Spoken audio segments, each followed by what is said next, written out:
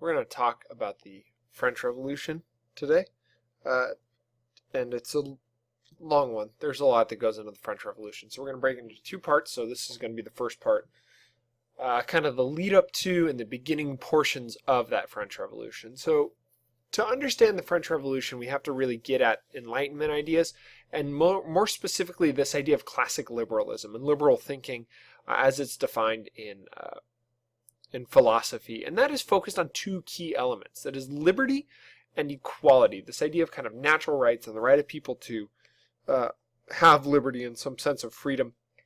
And then equality, but certainly not equality as you or I would recognize it today, but equality for the times. That is equality for men who own land, not for women, not for poor men, none of that sort of thing. So equality as a very narrow-minded definition. But again, we have to be really careful not to impart our own bias and historical time period on a different historical time period. So the two key tenets of classical liberalism are liberty and equality.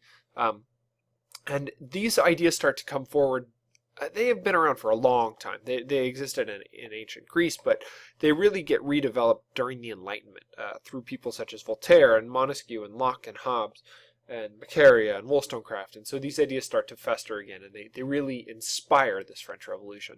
And even these concepts of this representative government, where there's this idea that people should be able to rule on some level. Now, the people who should be able to be involved, again, are these same wealthy landowning men, not women, not poor people, but wealthy landowning men. And because that's the focus, it really fails to gain much support for a long time, because a lot of the wealthy people are the nobility or the kings, and so they're not interested in this whole idea of voting and representation. They're fine with the status quo. And even the poor people aren't really on board with this idea of liberalism, because it would take away a lot of things that they're used to, and people in general don't like change.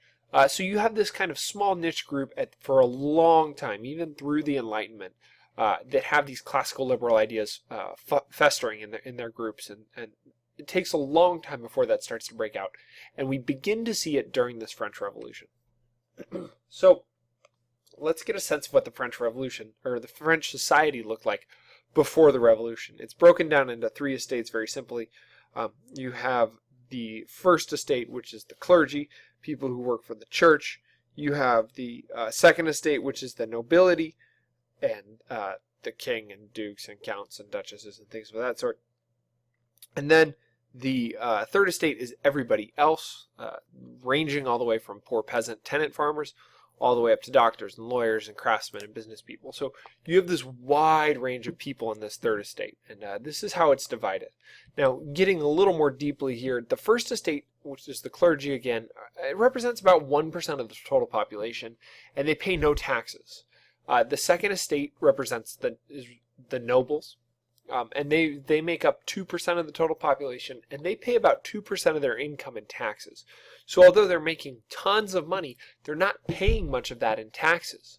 Meanwhile, the third estate, which is everybody else, all those artisans, all those craftsmen, all those farmers, all those lawyers and doctors, they make up 97% of the population, by far the vast majority. And they pay approximately 50% of their income in taxes. So if they make money, they're immediately paying it in taxes, and they're not seeing anything for that return. So you have this massive divide where 97% of the population are generally poor. A few of them are well off, but they're oppressed by taxes. While this 3% of nobility and clergy, they make tons of money from their estates, from the land they hold, from the businesses they hold, from the positions and titles that they hold, and they're not paying very much at all in taxes. So you begin to see the beginnings of resentment in the third estate. And within that third estate, you have this life where there's just not many job opportunities. There's not the industry for it. There's not enough bread or food to go around. So when you combine not enough food and not enough jobs, it makes things really terrible, and people aren't happy. And on top of that, you have overly taxed third estate, where the small amounts of money they do make, a lot of that is going directly back to the government to not even get anything from it. They're not getting social services, they're not getting roads, they're not getting education. This money's just going to the government so the rich can continue being rich. So you have this frustration mounting. You can imagine what life is like in this third estate, where there's a struggle for food and work, and then on top of that, there's no opportunities for you to grow, to expand, to get a job. And so what you see is in the countryside, a lot of the people end up being tied to the land, where they end up signing contracts with the lords and the manor houses to commit to working in their fields for basically for life, for very little pay, essentially just sustenance. So you have kind of these competing problems with the third estate. And it's not just the third estate that has issues, but it is the government of France that has major issues as well. They're in the middle of massive debt, mostly a result of these three major wars: the War of Spanish Succession, the War of Austrian Succession, and the 7 Years' War, but also because of their involvement in the American Revolution, again, this proxy war against Great Britain, and then huge amounts of money is going towards building and maintaining the Palace of Versailles, as well as the military. And beyond that, the government is so far in debt that at this point, right at the beginning of the revolution, 50% of all income that they earn is used to pay off the interest on the debt that they owe. Not even their debt, but just their interest to maintain their current level of debt. So 50% of all the money they're bringing in is immediately being essentially just thrown away.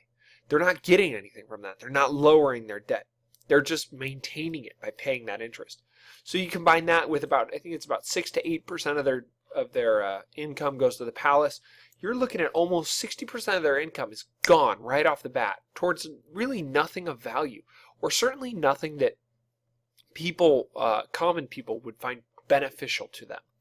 And on top of that, you have this weakened monarchy that is greatly disliked. No one's a big fan of Louis XVI. He has some health issues that make him mocked. He's not very strong or dynamic as a leader.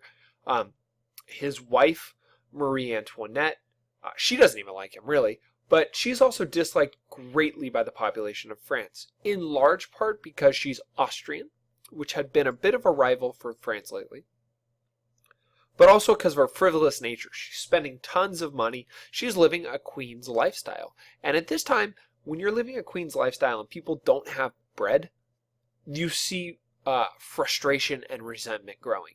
So you have this situation. It's really just this kind of pouring fuel onto this fire, and it's all this kindling that's growing together that's eventually going to explode in the French Revolution. So that's where we're at. And it's at this point, under this mounting debt and this kind of feeling of insurmountable, chaos, that Louis XVI calls for these new taxes because he has to find a way to pay off his debt and to pay back his debts. And so he calls for new taxes. The problem is that these taxes he just kind of arbitrarily decides he's going to make. And so the Parliament of Paris, which is the judicial branch of the French government, declares them illegal. They basically say, no, Louis, you can't do that. You can't just make up laws for fun. You can't just make new taxes. And this is the nobility and the clergy really defending themselves. So what happens is that he calls a meeting of the Estates General. And this is 1788. And this is really the beginning of that French Revolution. And the Estates General is just representatives from each of the three estates. And this hadn't been called, and they're mostly called to make taxes. And this hadn't been called since 1614. Mostly because the predecessors of Louis, Louis XIV and Louis XV, were stronger than him. So he is able to, they were able to hold off the pressure from the estates and the judicial system. Louis XVI is not able to do that. So he calls this assembly. And in May of 1789, it takes him a year to figure out who's representing which estate, how is this going to work. 1,200 representatives gather, 600 from the third estate and about 300 each from the first and second estate, gather in order to have this meeting of the Estates General. Now, the problem is that these nobility and these clergy think that they're so much better than the third estate that they flat out refuse to meet with them. So you have this meeting of the Estates General, but you have each estate meeting separately. And that actually ends up working out fine because the way this law is written, each estate only gets one vote. So although there's 1,200 representatives, a proposal is presented. Each representative goes with his or her estate. They debate within their estate. They come to a consensus, and each estate gets one vote. And in order for anything to be passed, the decision had to be unanimous. And there was just, at this point, simply no way that you were getting all three social classes to agree to anything. So nothing gets done. Because of their frustration and their feeling of being unheard and their dissatisfaction, the third estate eventually refuses to participate in this fake estates general. They feel like their voice isn't being heard by only counting as one vote despite representing 97% of the population. There's this frustration. So they refuse to meet in the estates general, and they declare themselves no longer the estates general, but that they are now the National Assembly, a new gathering of people. And they do this, and they are locked out. Eventually, they're locked out of their room at this meeting of the Estates General because the king, Louis XVI, is fed up with them, so he locks them out. So they simply go find another place to meet, and that is on an indoor tennis court. And there is the National Assembly. They swear that they would stick together until a new constitution was written for France. One that had a kind of a constitutional monarchy was their goal. They weren't super radical at this point. They just wanted some sort of representatives or some check on the king's power. The king, needless to say, didn't like this. The nobles didn't like this at all. And so you start to see some tension brewing. And so the king calls in the army in order to try to grab total control. And it goes without saying that that is a bad decision and really escalates the situation greatly. So, as this is happening, the rumor mill starts going, and chaos begins to spread. So, in Paris, there's this fear that, well, the king is trying to send the army to disrupt this National Assembly. The king's also going to send an army to crush the protests in Paris. And there were protests because there was no bread. People are hungry. They're standing on the street saying, look, I paid all this money in taxes. I got nothing for it. What is going on here? And so there's this rumor that the king is going to send his army in order to crush the protesters. And so people begin to arm themselves to defend the city, to defend themselves. They're fed up. They've seen the National Assembly stand up to the status quo. They're ready to stand up too. So they begin to arm themselves. And then, under the auspices of freeing prisoners from the famous Bastille prison in Paris, they storm the Bastille to free these prisoners. There's only 7 prisoners, so that's not really what they're doing. They're using that as a cover-up for their real motivation, which is to get weapons and gunpowder so that they can better defend themselves. They want cannons, they want muskets, they want to be able to defend themselves with things other than pitchforks and torches and house tools. So this is this moment where the people of Paris stand up to the king. And they're standing in unity and solidarity with that National Assembly and saying, we're not going to take this anymore. We have a voice that needs to be heard. And so you have this uprising in Paris, and this marks the end of absolutism in France. This absolutism that had been so ingrained by Louis XIV and really started with King Henry IV. And it just is shattered in this moment of the storming of the Bastille and these people standing up to the king. Meanwhile, in the countryside, you have people following in the footsteps of those in Paris. They hear that the king's going to send his army to Paris, and they're afraid that next he'll come for them. So what you have is this group of people that start rising up. And what they do is they go to their lord's manors, and they start burning things and killing people because in these houses are legally binding documents. We talked earlier about people signing their lives away to work for these lords. Those contracts were kept at the manor house. And because this is the era before digital copies or even carbon copies or copiers, this was the only digital contract. So the peasants realized if they can get in the house and destroy that contract, then legally they can be free. They can move. They can find opportunities for growth. They can look for a better job. And so they're breaking into these houses. They're killing any resistance they meet. They're burning the houses and the documents, and they're stealing anything they can. Food, goods to sell, weapons if they can track those down. And so you have these roving band of thieves who now are landless. They were peasants working for the nobility. Noble's dead. Boss man's dead. They start roaming around looking for ways to survive. And because they can't find good work because the country's in chaos, They start stealing food and money and terrorizing anyone traveling in the countryside. And this is the time period known as the Great Fear, because people were afraid to travel from village to village or city to city. You literally had the country shut down because people would not take these back roads because they were so afraid of these bands of thieves and peasants who were looking for revenge. So you kind of have all of this chaos happening.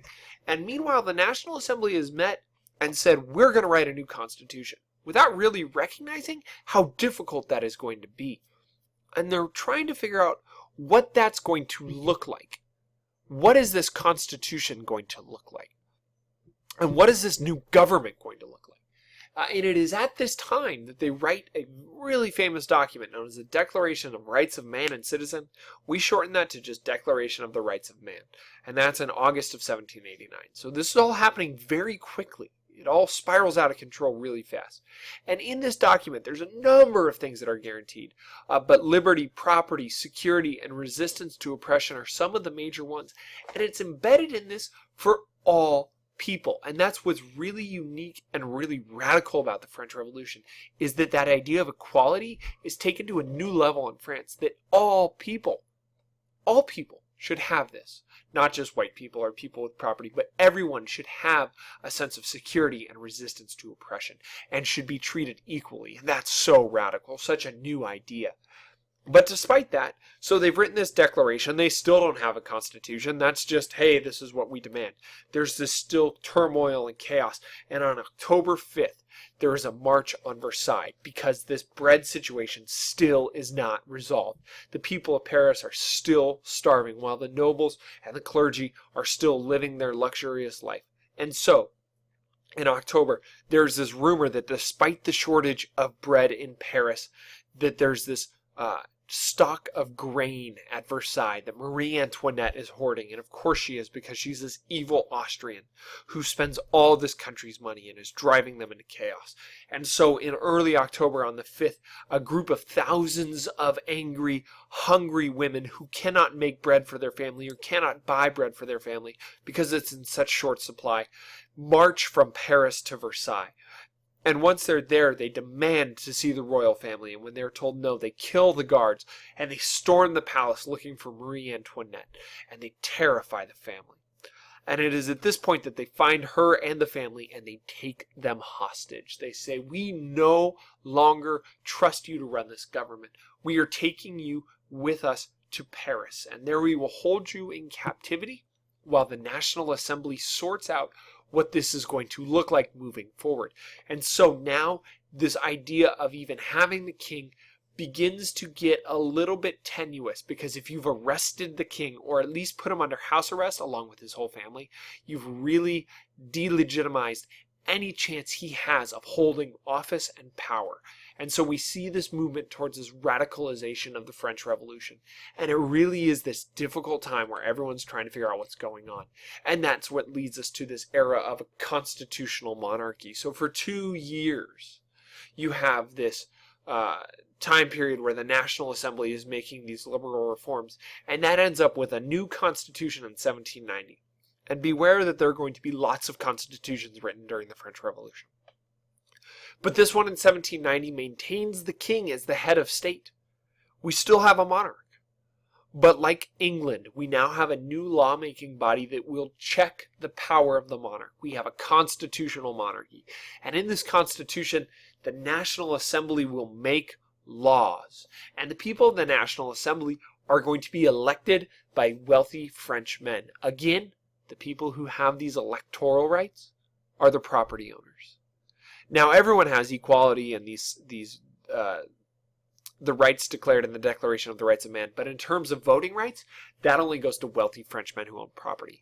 But what's really incredible about this, and so far ahead of its time, is this provision, and these multiple provisions, really, for women. And it really improves their status, so you have women gaining more rights. They have the right to divorce. And this is something radically new that women didn't have before. They could inherit property, which means they no longer had to take these jobs as midwives or become beggars or rely on the charity of their family or others. But they could inherit property and really do something with that. They could sue for child support. And so you see the beginnings of this rise of equality movement for women. Now, it takes forever, and frankly, we're still not there. But you see the beginnings of that movement in this French Revolution. The government's reorganized. You have all these new laws and legal codes going into place. And you even have the implementation of the metric system, which is, as we all know, used pretty much throughout the rest of the world today. And that's standardized during this time period. And as a way to get back at the clergy, that first estate, you see this National Assembly nationalize the Catholic Church. So they take away the power from the clergy. In fact, they confiscate all church property. Any land or buildings they own is taken away and given to or seized by the French government. That is then sold off so that the French government can pay off those massive debts from Louis XVI and the people before him in his defense. But you see that this seizure of property really takes away any income stream for the church. So the church suddenly loses all of its powers and all of its rights. And to further humiliate them, and that's really what they try to do here, is humiliate them, because they're so frustrated and so oppressed. They actually remove the power of the priests to be appointed by local bishops, and they actually have the people elect their own priest, taking this elective government, this kind of idea of democracy, to the local religious level. And then these priests had to take oaths of loyalty not to the Pope or to the church, but to the state. And so what the National Assembly succeeds in doing up to 1791 is weakening the power of the first and second estate. The first estate, the clergy, by nationalizing the church, and the second estate by making a constitutional monarchy, so that there's some semblance of representative government in France. And so this leads us, you should be recognizing that this French Revolution is a pattern towards more radical revolution. It begins with this idea of just, hey, we need new taxes, to, hey, we need more representation, let's go to a constitutional monarchy, this is good. And then from there it becomes much more radicalized with the nationalization of the church and various restructuring of the government. It eventually becomes much more so as we get to the Reign of Terror, when blood runs through the streets of Paris. But we'll save that for part 2 of the French Revolution.